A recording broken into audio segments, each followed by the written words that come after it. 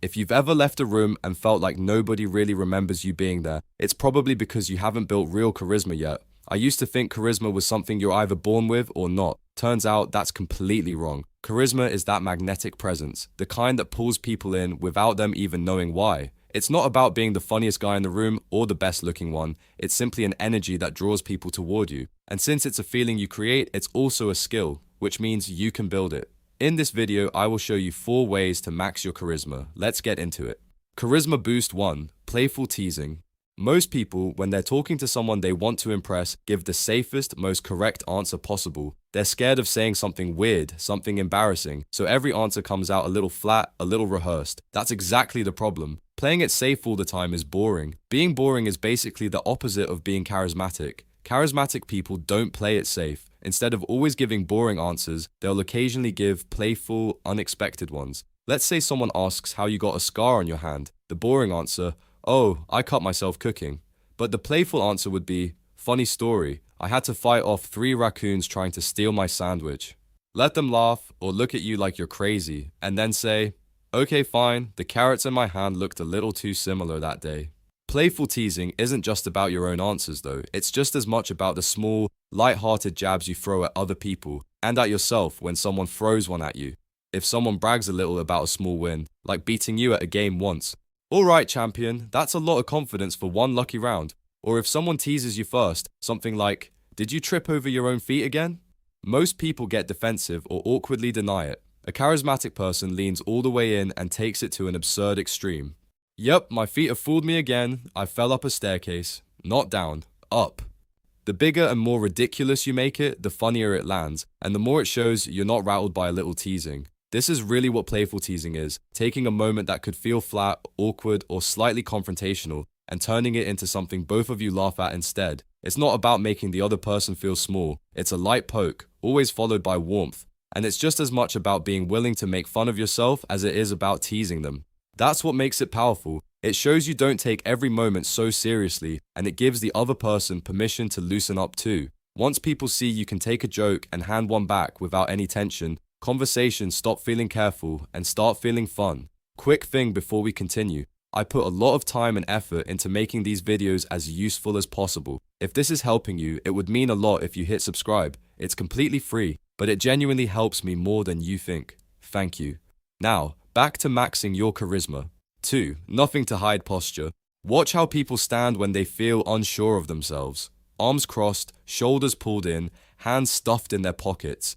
Body angled slightly away like they're ready to leave the conversation at any second. Now watch someone who feels completely comfortable. Chest open, shoulders back and relaxed. Hands visible, not hiding anywhere. That's a lot of small things to keep track of. Uncross this, open that, angle your feet just right. But you don't actually have to remember any of it. There's one simple mental trick that makes your body do all of it automatically. I call this the nothing to hide posture trick. The name says exactly what it means. You're standing like someone with nothing to hide and nothing to prove. Closed off body language silently tells everyone around you, "I feel unsafe right now." And people pick up on that instantly, even if they couldn't explain why it feels off. It makes conversations feel guarded, like there's an invisible wall between you and them. Open body language sends the opposite signal. "I'm relaxed and happy to hold this conversation with you." It quietly invites people in. You can start using this today. Right before your next conversation, just remind yourself, "I have nothing to hide."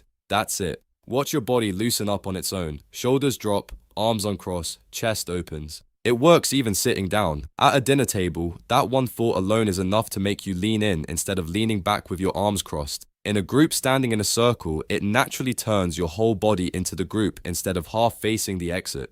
None of this needs to feel forced or fake. You're not performing confidence. You're just reminding yourself of something true and letting your body show it. By the way, if you ever want to put charisma tips like these to the actual test, we built a 7-day charisma challenge that helps you practice all of this in real life, with real people, not just in theory. I linked it for you in my bio. And now let's improve your eye contact game with one simple trick.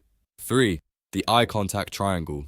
Every social skill expert always says, keep strong eye contact, but nobody tells you how, and doing it wrong makes you look like you're about to attack someone. Staring dead into someone's eyes without blinking doesn't feel confident. It feels intense. A little unsettling, honestly. You've probably met someone like that, and it made you want to look away, not lean in.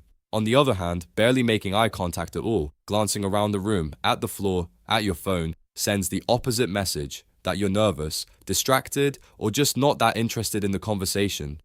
Charismatic people do something different, usually without even realizing it. I call it the eye contact triangle.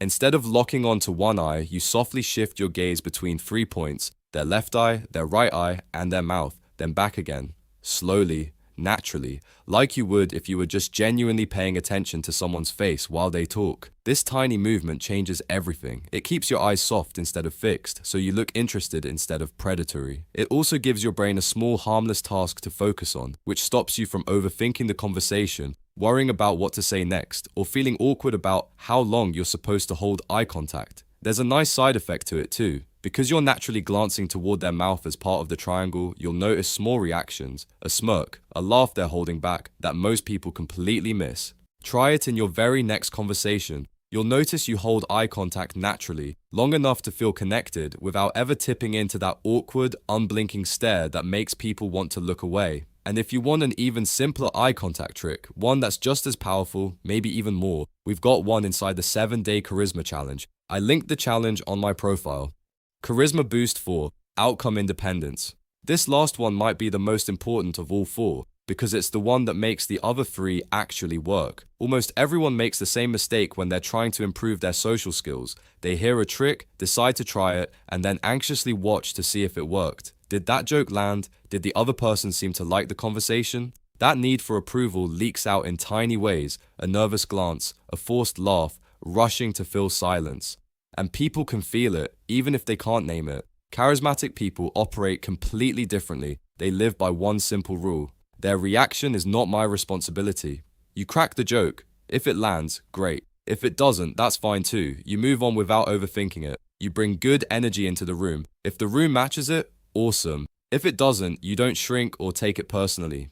Outcome independence is what actually makes everything else on this list feel real instead of desperate. Think about it. Have you ever met someone who seemed to want your approval a little too much? Someone who kept checking if you were enjoying yourself or laughed extra hard at everything you said? It feels off, almost exhausting, right? Now think about someone who seemed completely fine either way, whether you liked them or not, whether the joke landed or not. That's usually the person you actually respected more and wanted to keep talking to. The less you need people to like you, the more they naturally do. So that's charisma maxing. It's not about becoming a different person, it's about swapping the small habits that were quietly holding you back for the ones that actually build charisma. If you got value out of this, hit subscribe. It genuinely helps us keep making videos like this. And if you also want to improve your speaking skills, I highly recommend watching this video next.